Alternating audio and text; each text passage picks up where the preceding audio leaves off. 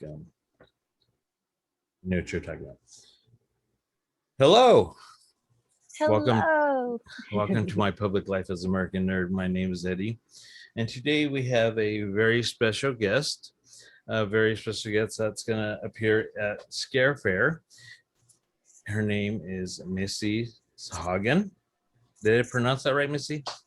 Sahagun. Sahagun. Sahagun. Missy Sahagun, yes. And she is the owner of Manku Shop. She's also Manku Gill. Is that correct? Yes. Okay. Want to make sure I pronounce that correctly. Now, Manku Shop. How did you come up with that name? It just came from Monkukil. Okay. So I was like, oh, let's keep those names so that they were easy to associate with Monkukil, Manku Shop. I know it's like a weird name. Well, you've actually branded yourself very well using that name with Manku Shop, Manku Gill, and anybody. And now you have Manku Kitties. Yeah. And we'll talk about all the kitties later. But you branded yourself pretty well. Thank you. Was this something that you came up with and you started doing yourself, or? Well, myself, yes, but it's not something that was planned. Like, I'm not very good at planning things. So I think if I would have sat down and thought about like what things have become now, like if I would have tried to structure that, make sure that would have happened, I don't think I would have been able to plan it, because Monkukil is just a made up word. Yeah. Yeah. Like I had a little bit too much to drink one day and I made an Instagram and I was like, oh, I wonder what name I'm going to use, because I never planned on it being a personal one or one where I would share like who I am and my face or have any friends follow me. It's just about like posting things that I like. So I was like, well, let me just make up a name, because like in my head I was like, well, that's not important. No one's ever going to see my Instagram. So Monkukil is just a made up word. I guess I thought it sounded interesting. It's funny because my son, growing up, a lot of letters he could not pronunciate. So he said for the longest time, Gil. Like, it'd be a girl, but he said Gil. And there's kids that when I was growing up was always Gil, and it was like kind of like a joke to my sister, and I would always say Gil, meaning girl. So when I read your name, it automatically put Manku and girl together for me. I don't know if that's girl. I don't know if that's what you meant, but to me that's what I thought. Oh, I like it. Like it. That actually kind of gives it meaning. Oh. Opposed to mine. No. I just say Manku kind of sounds like a cat, like the Maine Coon cat, and then Gil sounds like teal, which is my favorite color. Which you probably can't tell because I'm always surrounded by either black or red, but teal is my favorite color. So I was like, that's maybe my reasoning. I don't know. I was a different Missy. I'm gonna show you something. I got totally ecstatic. I bought this Prince album about 4 months ago, and it's a re-release of Prince album. And when he did this in teal, I got so excited because you don't see a record cover like with the colors. And when I got that in teal, I was so excited that so cool. He did in teal and peach. Teal and peach, nice. Now, when you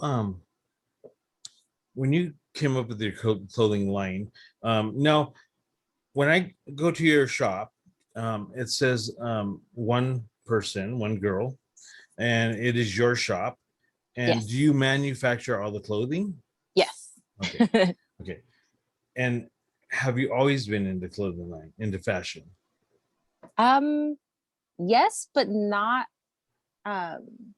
like professionally. I don't know if that's the right word. Like I never took it serious. Like I always liked it, but not like fashion, like high fashion or anything like that, like fashion brands.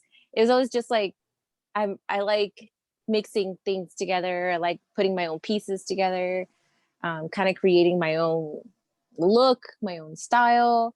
And I always liked seeing it in other people, but it was never like, oh, I want to go to school for it and get a degree and do it professionally. It was just like, oh, I really like it. And I wish there was a way I could get into it, but I was like, no, it just doesn't seem like it'd be for me. My So wife, yeah, my it was wife a has weird way of always. answering that. Oh no, it's fine. That's fine. My wife has always been on your shop, and I think I've always followed your shop, not knowing that it was specifically you that ran the business, but Oh my it was a goodness. company-owned business. And for the longest time, until we started talking, I was like, I thought that you were just the face of the company, Oh. which, yeah, that for the longest time I thought that, and I thought you were a huge inspiration. Uh, social media for other people to show off their products as well. But I was totally wrong because it's your own product. Well, Yeah. would you consider yourself an influencer? No, not, I mean, like in the technical sense, I think maybe, yeah. But not in the job profession Okay. sense. Oh, Yeah, like I wouldn't put myself on I there. understand what you mean by not in the Yeah. job profession, but you sort of are when people are giving you um, their logos and having you wear them. Yeah. You're putting that out there for them because you get more followers and viewers to see you opposed to that product. Just know what I mean? Kind of.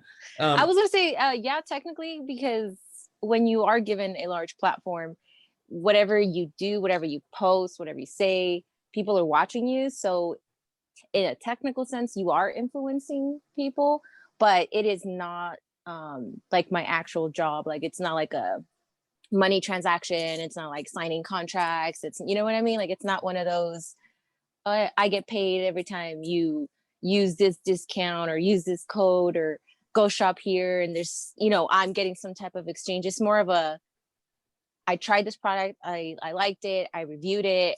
Now let me share it with you right, guys, kind of thing. So I guess technically it is like influencing. Like, hey, here's my opinion on this thing, right, but it's not like a, oh, this is my job, kind of right, right. kind of transaction. Now I'm going to go back to how we met. I did not know you. I contacted you because of your clothing line. I wanted you to vendor at our scare fair this October, and I approached you, and you kindly started talking to me, and it took about 2 months of my constant my consistency in texting you and emailing you, not knowing that a friend of mine who was Robert Mooks, an actor in House of a Thousand Corpses, he was going to appear at Scarefair as well. And I listed his name as one of the special guests to you, and you said, "Oh, I know him." Mm-hmm. And I was like, "Okay, you know him." And I said, "How do you know him?" You said he did a movie with me. That right there shocked me because I didn't know that you did movies as well. You're gonna appear in a movie called Appetite for Sin, I and that's am. actually supposed to be released on the same day of Scarefare. Supposedly, that's what Fingers IMDb. crossed. Yeah, Yeah. that's what IMDb is saying. Um, how did you come? How did you become an actress? Ooh. Okay. Huh. Well, I started working with Matthew Vaneca. He's the director of Appetite for Sin. Um, at the time, it was like a small independent group. It was all women, and we just focused on just working in the horror industry. So whether it was like promoting other horror companies or working on movies, because at the time, he was doing short films. He did Toothless and he did A Beautiful Place. Um, and so when I signed on to join the group, it was like, I guess like a small talent search type of group because they help like book you with work. Now And you're like I said, in. it was all women in this group. So that was really amazing. That like spoke to me. So I was like, that's pretty freaking cool. Hell yeah, sign me up. Yeah. What were you gonna say? Now you're into this, and uh, the other A one was Beautiful A Place. Beautiful Place. Yes, Behind the scenes, yes. behind the scenes. So Okay. so first when I came aboard, I signed on as the hair and makeup. So not the special effects. I just Okay. did like regular hair and makeup. And Matthew would always ask me, he's like, what is there anything else you want to do? What else would you be interested in doing? Like if you weren't doing hair and makeup, what else would you want to do? And I had like really bad self-esteem, I guess. I don't know. I would always like talk myself out of like going for bigger things. So I'll be like, oh no, like I like this. I really enjoy it. And he's like, okay, but like I can see you doing something more, just let me know if you want to do something else. So finally, because he asked me like multiple times, like he brought this up multiple times. So finally I told him, I was like, as and feel free to say no, but what do you think about acting? Like I would love to maybe try acting. I've never done it. I've never taken a class. I've never studied it. Like zero experience. So I was like, what do you think? He's like, yes, that's what I was looking for. Like I want you acting. I want you in front of the camera. Like you've been behind the camera. I want you in front of the camera. I was like, okay. I was like, all right, I'll do it. So he did Ladies Night, which hasn't come out yet. It's still being worked on. It's a short film, and that technically was my first time being in front of the camera. It was a lot of fun. It was really cool. The story is amazing. I really can't wait till it's out there because it's really great. It's just great. He has such a way with writing roles. It's just perfect. I don't want to give. So that's going to be released after Appetite for Sin. Hopefully, yeah. Okay. I'm not sure when it's going to be released. But yeah, hopefully it comes out. That'd be cool if it comes out this year, but I don't know. That's like now their department. You created your own personality when you're pretty unique as Manco Gil. Now that personality, is that really you? Or is that a character that you're playing to sell the clothing line? That's me.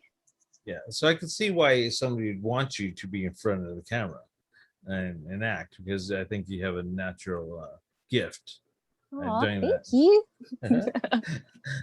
Now,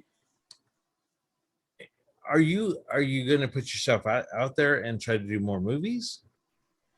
I've been asked this question before, and I still don't know how to answer. I don't know. But originally, my answer was.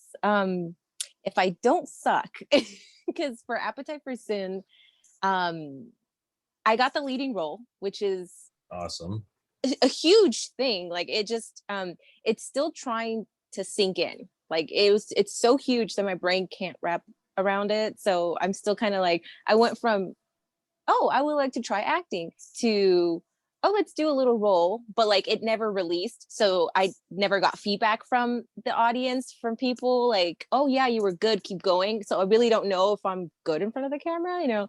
Everybody that I worked with on that movie was really supportive, really awesome. They motivated me, but you know what I mean? Like they're nice and they're friends. So I don't know if I'm really good or do I look awkward? Do I do something weird? Because you know how people are when they see you, when you put anything on the internet, they're going to be blunt with you. They're going to be honest with you. So I was waiting for that feedback. It's not even the internet anymore. It's so much social media because so many people have so much freedom to say what they want. And what they want used to stay locked inside their head. And now they just blurt it out. They don't care. They're behind the screen. They don't care what they say. Yeah. But for the most part, I feel like my supporters are really honest, but they're really nice. They're kind. And so like if something's off, they'll tell you. If something works, they'll tell you. So I do appreciate their feedback. So I was kind of like hoping that after Ladies Night, I get their feedback and be like, hey, should I continue acting or should I just maybe like put that in the back burner kind of thing? But I went from that to like, boom, a full feature and leading role. So I'm just like, my answer is, I don't know if I'm going to pursue it because what if I suck? Like what if it's just awkward and it's like, yeah, you can tell it's your first movie kind of thing, or I don't know. I should work on my self-esteem. No, where did you grow up? I grew up in Los Angeles. So kind of like the mecca of the industry. Not really, because it wasn't like fancy Los Angeles. It was like ghetto part of Los Angeles. So it was like not the nice part. I grew up in Los Angeles County, one of the very far outskirts in Puente Hill, La Puente.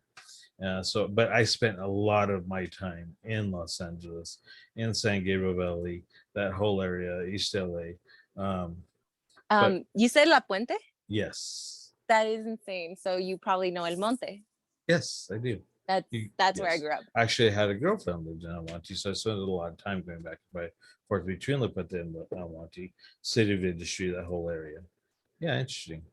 So that's where you go up El in El Monte. Monte. I know some schools. I went to a Catholic school my entire life. I went to Bishop Beaumont. Um, when I look at you in an interview, you seem like somebody that would have went to a Catholic school, but probably not. No, no, I did Okay. not go to Catholic school. Okay. Okay. What was a young girl um, growing up in El Monte? What was your dreams and ambition back then? Um, hmm. Be a business owner and be a performer. I So, used to watch like women sing and dance on TV, and I thought that was really cool. And I would tell my mom like, "Oh, like I'm gonna be that, like singing and dancing and like performing and making jokes, just being in front of the camera." I was like, "Oh, I want to be that." Like, well, who ooh, influences you? what was that? Who influences you? Who are the people that you looked up to that were dancing and singing? Oh my God. Well, we're talking about little Okay. Missy. So don't judge me because Okay. now I don't know anything about her. I don't know her real name. I don't know anything. But it was, I think her name was Sasha. She had Sasha. like sparkly outfits. Um, I think her name was Sasha. That's kind of What, all I like a remember. child performer, Um, or for a kid show, or I think so. Because all I remember was her outfits was like really sparkly and like that must have been for kids and I was allowed to watch it. So no, I growing think up, Missy, who are your influencers? um hmm. Well, Elvira, of course, was a huge influence. She's just funny, witty, just love the dark aesthetics, but Yeah. like uppity, and I loved it. I was like, that's such a cool combo. Um, I'm trying to think who else would be an influence.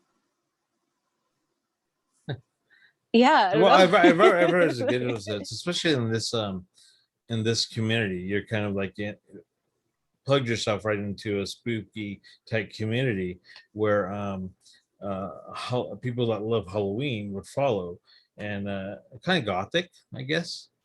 I Um, guess it kind of falls under that a little yeah. bit. Now, do you consider yourself gothic? No. No. Oh Okay. no. No. So I am whatever a retired punk chick is. punk chick. Yeah. So like, you know, a lot of us we grow up and like retire either to like rockabilly or like psychobilly. And I went through my rockabilly phase and I still love it and I still like it, but I'm just like so tired. I just don't have time to like do my hair and do my makeup. Now, I don't know why, but my conversations always lead into music, and to me, music is my life. Music's influenced me a lot through certain things that have got myself through. I've always turned to music whenever there's a problem, and music has come in and out of my life so much, and I kind of like music more than I enjoy movies. Now, you saying that you like sort of that punk scene, who are your favorite punk bands? I was into more like boy kind of pogo type punk. Mm-hmm. Yeah. So like Spiky Brats, Blank 77, that type of, I don't know if Yeah. that like rings a bell or More. anything. Yeah, it does. More independent, the independent Yeah. bands opposed to the mainstream bands. Yeah. Um, I would see a lot of those names on some of the circuits that would go around at some of the more local type venues, opposed to they'd actually play Coachella as well, but they'd play on those smaller stages. Yeah. which I enjoyed watching as well. Now, It was hard for me to get into like any type of like mainstream type music because the way I kind of like got introduced to it, it was just like friends would burn CDs for you. So that was my way of getting music. Because yeah, I'm talking about like 15 years ago. right, I didn't have internet. I didn't have like, oh, this is gonna get real tearjerker, but I didn't have a home, so it's kind of like didn't have like a place to go look for music. So it right, was just kind of right, like what your friends hooked you up with. yeah, So when it came to like mainstream music, whether it was like punk, R&B, or whatever the hell was on like the radio or MTV or whatever, like my last thing that I remember ever seeing on TV, like regarding music, it was I don't know if you remember them. It was these two girls. They were called Tattoo. yes, I do. Yes, Yeah, so I that do. was like my last, I guess, take like mainstream thing that I saw on TV. I was like, That's about but 20 years ago, right? About 15, 20 God, years ago. probably, yeah. Yeah, Like that was yeah. whew, a while Um, back. I actually saw them at a K-Rock event perform. Really, Yeah, that's yeah, pretty cool. yeah. Um, they did something like, I think it's either Acoustic Christmas or the Weenie Roast, and I saw them perform. Really cool. This right here, I want to show people that are watching on YouTube your clothing line. You can go to Manku Shop. Manku is spelled MANKUSHOP dot bigcartel.com. Now, this shop, you can also find it on your Facebook. If you click on shop, you can continue on to the website as well. But you have a large clothing line, a large product line of keychains and shirts, and you even have makeup on your Yeah, site. I have Yeah, makeup bags, coffee mugs. I have stuff for men and for women, for the winter, for the summer, for the kind of sexy. and what I found pretty cool is you have men's shirts as well. Men shirts, yeah. Pretty cool. Is there anything on your shop that you don't have that you'd like to have? Yeah, there's actually quite a few things. I'm not gonna like, release the secrets yet, but there's Mhm. a few things that are coming, a few new different types of products. So new designs and new products coming. Yeah. New design and new products. Mm-hmm. And you're not going to release it now. No, no, Okay. no. It's a Secret. surprise. Okay. Now, you do have something new that I've seen pop up quite a bit, and that's your kitties. Yes, my Now, kitties. you're doing a rescue? So it's an unofficial cat sanctuary, is what it is. I've been a little bit more public about it recently, because my cats would always be in the background and of like my stories or my videos or whatever I'd be posting. And so I do get a lot of messages regarding the cats because you'd see a different cat or somebody would like make a connection with one of the cats. And so they'll ask me like, oh, how's this kitty doing? Are they still around? I'm like, yeah, they're still around. Like, so I feel like it's kind of complicated sometimes when I try to explain like what is going on in my Yeah. world, in my life of cats. So I'm like, so I was like, you know what? Let me create a page specifically for the cats, like just all the cats. So that way I can post any updates and like I'll post each cat and like their story. Because when I tell people how many cats I have, Crazy it's cat almost lady. always, yeah. So their instant Yeah. reaction is like, oh my gosh, wow, what the hell? Like they Mhm. freak out. And I'm like, yeah, nobody's ever prepared for that number. So I like to explain that it's not that one day I sat down and I was like, I want to own 20 something cats. It's like, no, it just sort of happened like that. It's been over the course of multiple years. It's been about like eight years since it started. Um, that's why I call it like my unofficial cat sanctuary. I had cats and I would feed and take care of strays. Neighbors saw this. And so whenever they themselves had cats they didn't want or couldn't keep, they'd bring them to me. And I guess the word spread. And so now I, I don't know if they're talking amongst themselves or it's just known that this is the house you can bring cats to. But I'm not consulted. I'm not asked. I don't know who these people are. They do it during the night. They do it when I'm not here. You They just come just home drop to a off new their cat. cats. Right. Yeah. So I just No, come home. There's a new cat. I'm like, I know the drill. So most of the time they are like human friendly, like they're familiar with humans. So that tells me they grew up in a house.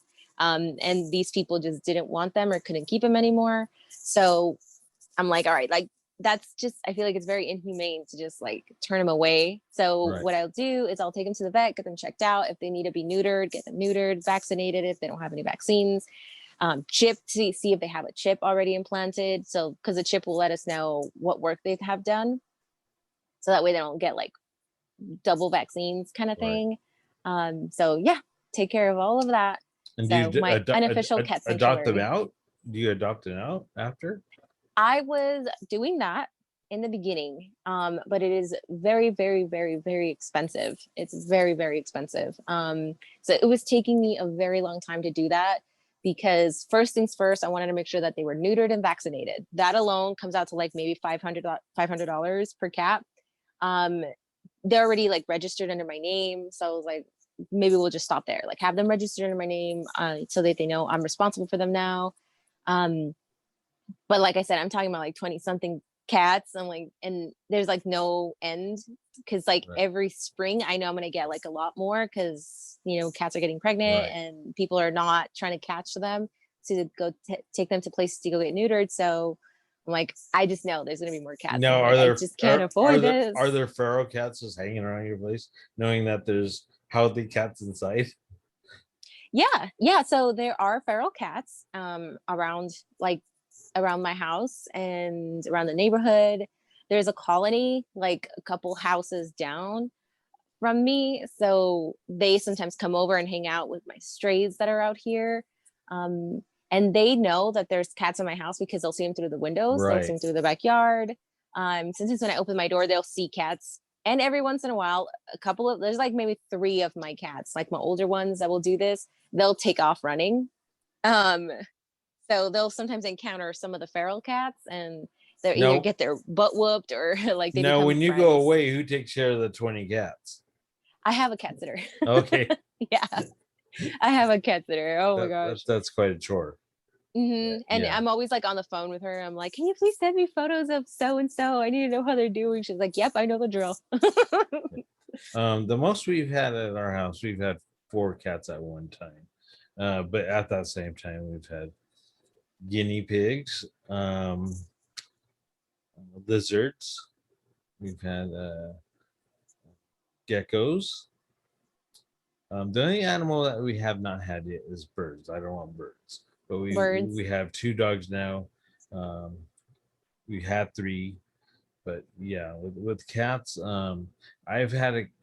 I used to, as a child, growing up, used to hate cats. Just didn't like them. Didn't Uh, want to be around them. Until one day when I was an adult, I actually had a kitten come to my porch. And I was like, get away oh, from my house, get away from my house. But he was just chilling on my porch, just alone, a small little kitten. So I took him in and he started doing this oh my God. to my chest. And Yeah. that had me right there. So I ended up keeping him. I had him for um, almost 18 years. Wow. And his name was Kevin. And he had Kevin? and he had a human personality. Used to open doors, used to talk, just very much to sit down, watch TV, um, used to communicate with me. Yeah, I had him I for love that. 18 years. And since then, I've always had a cat or cats in my house, but not as many as you have. Oh, just to clarify, I don't have 20 inside the house. I have Okay. 20 that I take care of that are under my name. But they're not all in the house. Okay. No, like in the house, I think I only have like 5, I think 6 now with the baby. But it's 20 in total Okay. because they're either front yard, side of the house, backyard, or sometimes some of them will come in to the garage and just chill in the garage for a little bit, but like they don't go into like the main communal area where the other cats are. Try like keep them separated because that's the thing about cats, like they're very territorial Oh, and you very kind of have to territorial. respect that. Yeah, some cats they're okay sharing spaces, Some cats form attachments and have to always be next to like whichever cat that they formed an attachment with.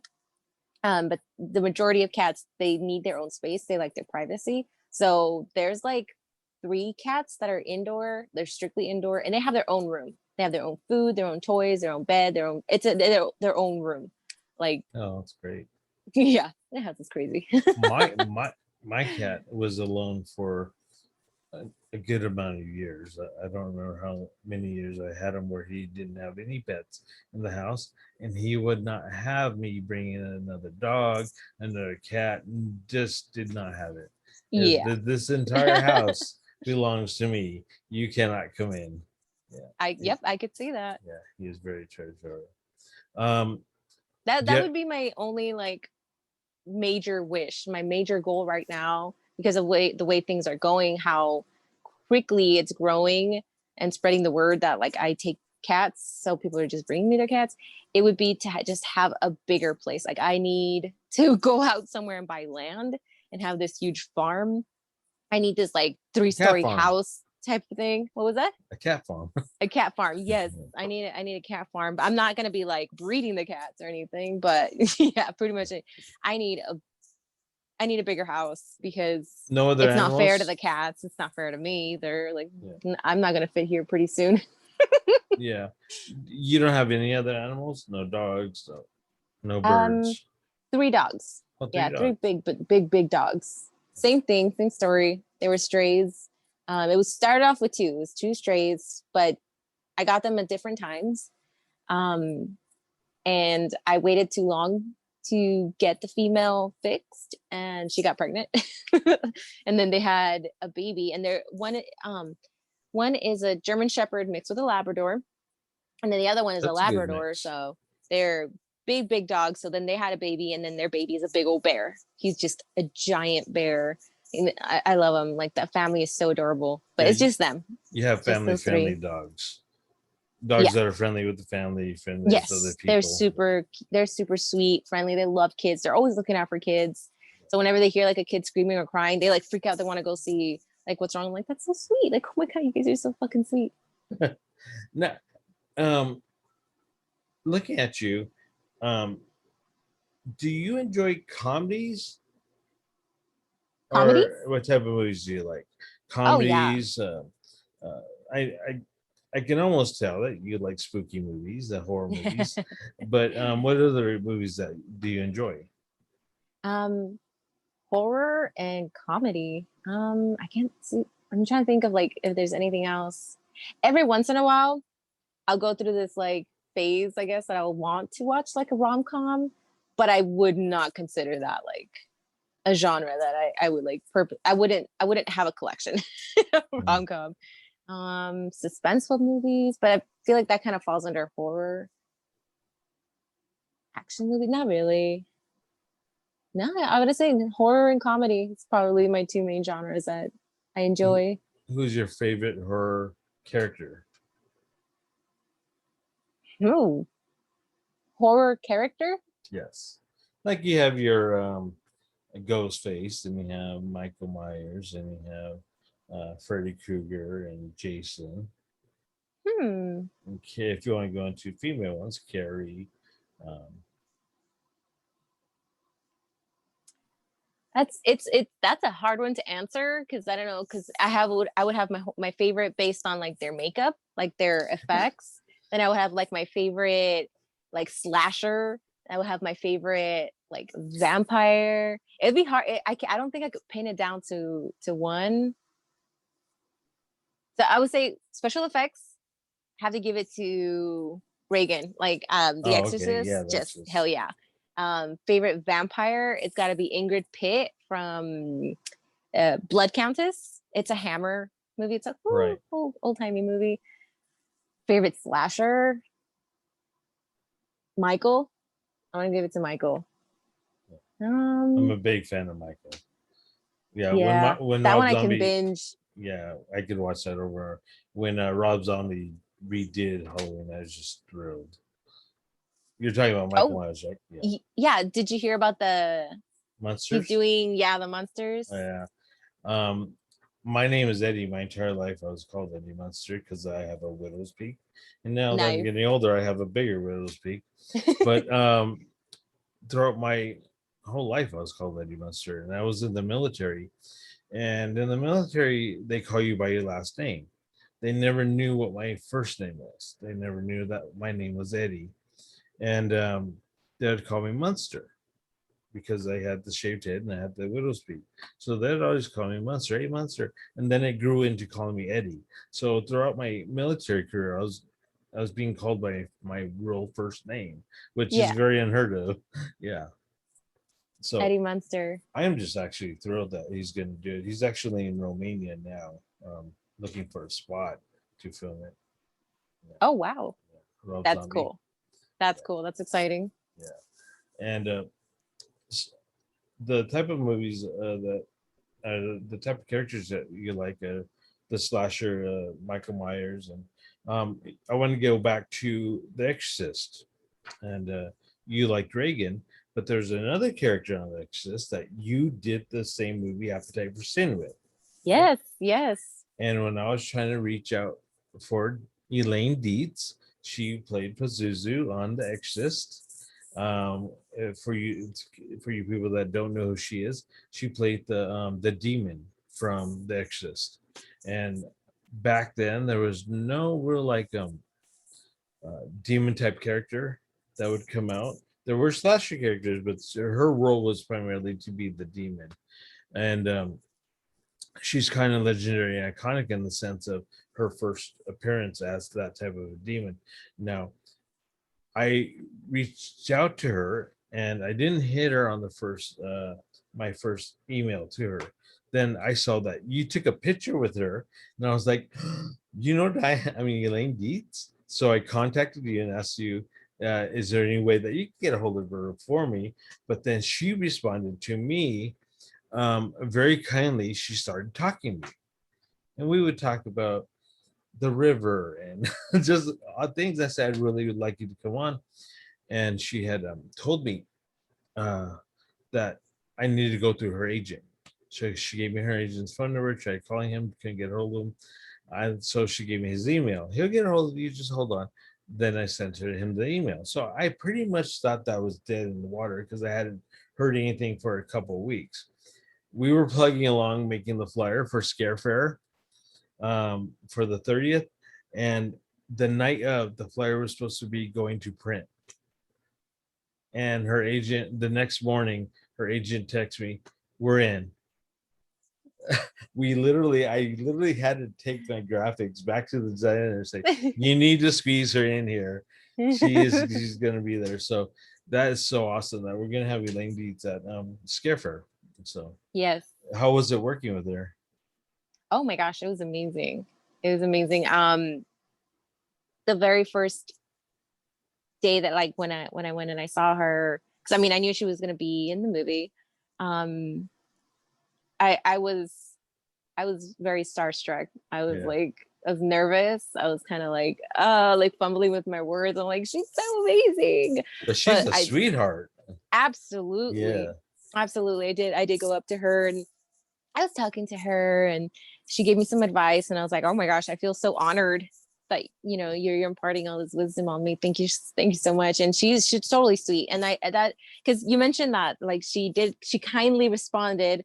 And that's like the second time you mentioned that, I was like, you know what? That's kind of my feeling regarding the horror community. It's like everybody's just nice.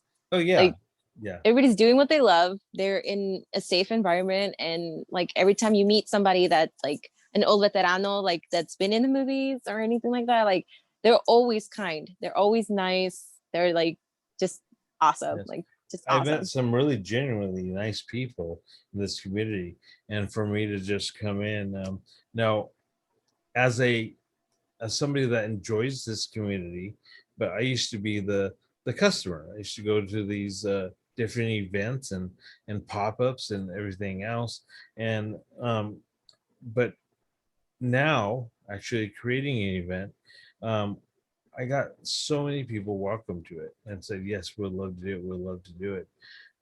This community is so generous and so kind. going back to you, when I approached you, you were nervous because you've never vended before, correct?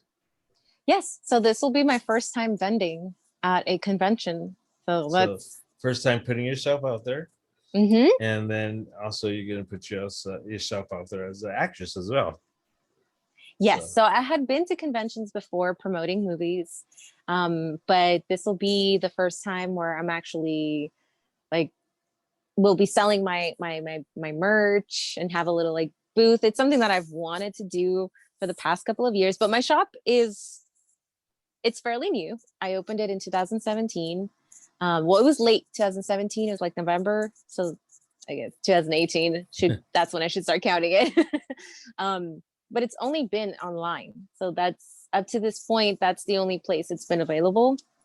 It's been online, but I did go to like horror conventions, right. and I do have friends that also have businesses in the horror community and that do these conventions. And they would always talk to me like, hey, Alexa, when are you going to be here? When are you going to get your booth? And I'm like, I don't know. I don't know. They're like, we need to talk about a date. I'm like, I don't know about that. I don't know about that. I don't think I'm ready. So I Yeah, always because thought like, oh, I probably need to be doing this for like 10 years before I consider doing a booth kind of thing. You know, I feel like I got to build a reputation. People got to know that they can count on me. They can count on my product, be familiar with it. I don't know. That was my thought. That was like my yeah, because process. to me it's kind of like, you own a business, you own a shop, so let me ask you if she wants to spend.